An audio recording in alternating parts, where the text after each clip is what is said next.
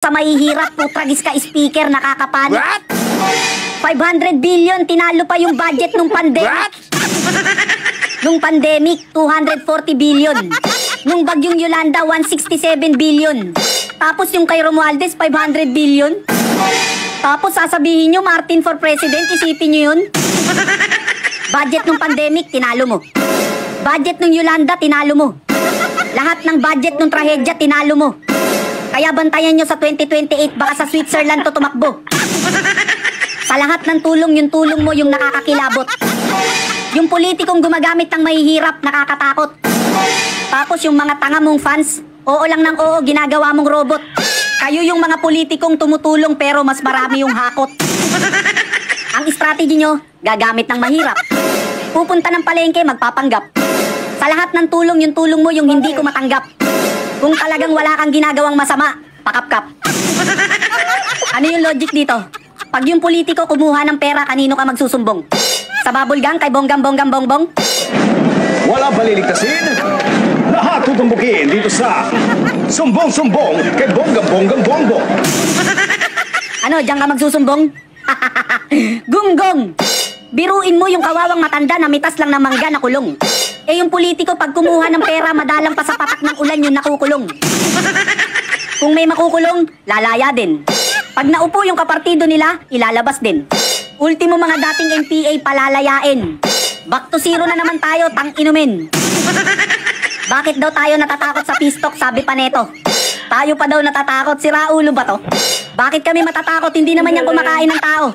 Nangunguha ng bata, oo. Yung mga demonyo, binabakbaka namin kayo, binibaby nyo.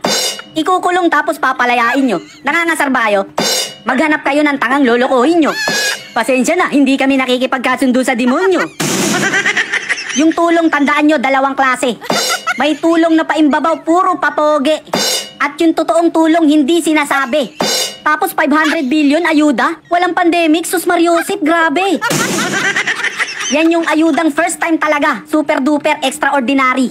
Sa sobrang laki ng budget, tataba talaga yung dating chubby. Sa sobrang bait mo, pwede ka na sa libingan ng mga bayani. Yung tipong kumuha ka ng maleta sa airport tapos ikaw pa yung bayani. Yung mga Pilipino, ginagawa mong tamad. Yung tipong hihilata na lang sa banig tapos magkakamot ng bayag. Imbis na bigyan mo ng pamingwit, bibigyan mo ng isdang binilad. Trabaho ang ibigay mo para lalong magsipag. Kasi pinapalabas mo, tutulong ka sa tao. Ang lumalabas kami pa, tutulong sa'yo. Pera ng tao yan, baka kala mo. Ayuda. Sa laki ng budget, abono pa kami, loko. Speaker, saan ka punta? Anak ng buhaya, suplado ah. Speaker, open the book na. Ang tambok-tambok ah. Saan kaya pupunta to? Mukhang pupunta sa palengke ah. Walang lingunan ah, ang sarap magmura.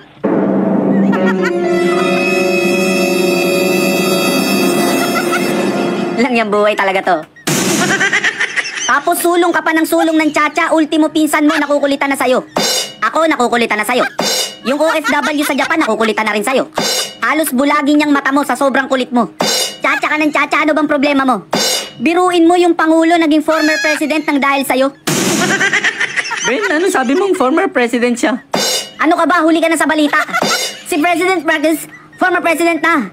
Talaga? Oo, nandahil sa kanya. Yung binoto namin noong 2022 na Bongbong Marcos, anak ng baka, former president na.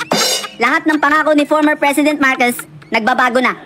Yung ICC, dating ayaw, ngayon pag-aaralan na. Tapos yung Chacha, dating ayaw, ngayon pag-aaralan na. Sumulat ang ICC prosecutor na si Karim Khan at nagre-request na siya at ang kanyang team ay pumunta dito sa Pilipinas para simulan ang preliminary investigation sa di umano'y mga krimen laban sa sangkatauhan na may kinalaman sa war on drugs ni President Duterte. Ano po ang inyong gagawin? Papayagan mo ba sila pumunta dito sa Pilipinas? Oo, hindi at bakit? Papayagan ko sila dito, pero mag-tourist na lang sila.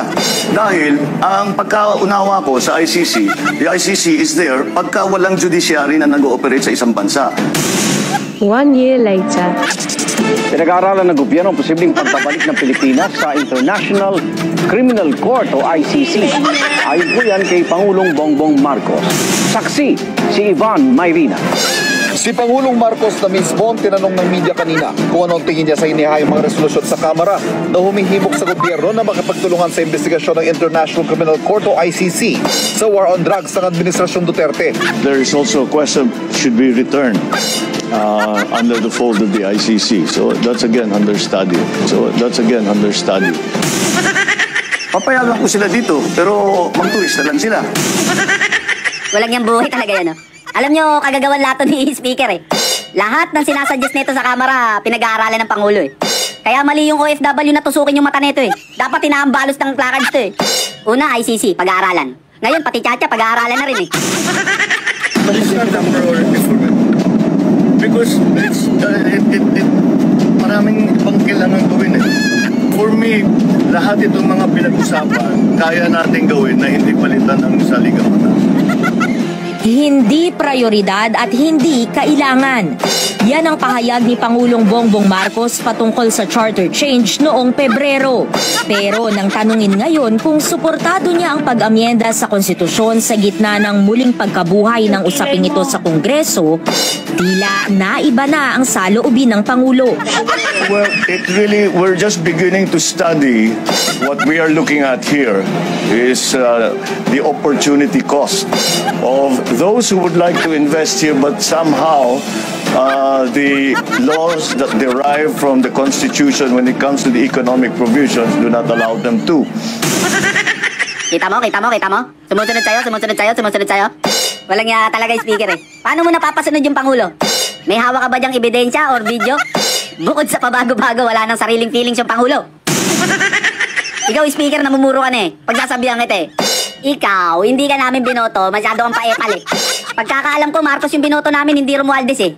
Dahil sa'yo, unti-unti na nakakabuelo yung mga NPA eh. Una, ICC. Pangalawa, Chacha. Pangatlo, Pistok, mukhang pag-aaralan na rin. Ang hinihintay ko yung impeachment ni Ate Sara, mukhang pag-aaralan na rin.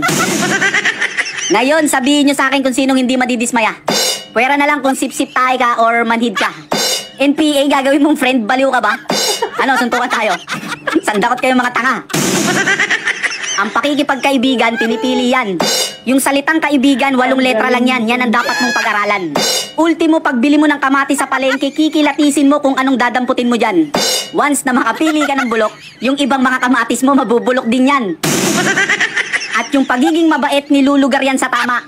Mismong kamag-anak mo, kaya kang traidorin, kaibigan pa kaya. Kung mamumuno ka sa bansa, hindi puro bait, kailangan may tapang ka. Bait-bait, kaya hindi natatakot yung masasama. Higit sa lahat, huwag kang pabago-bago ng sinasabi. Magpakatotoo ka, hindi yung nalilito kami. Ang tawag doon, 2 dila, double blade ang labi. Yung tipong laban ngayon, tapos bukas bawi. Nagbago sila, may bago ng kulay. Dilawang dala, dilawang galaw ng bagong lipunan. Nagbabago na sila, dilawan at pula.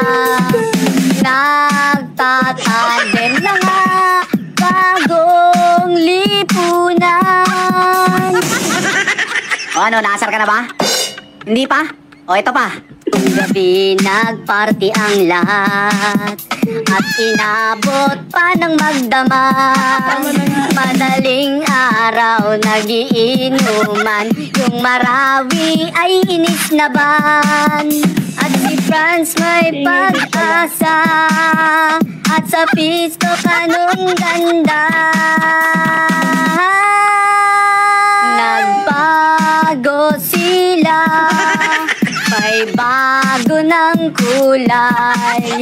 Dilawang dala, dilawang galaw ng bagong lipunan.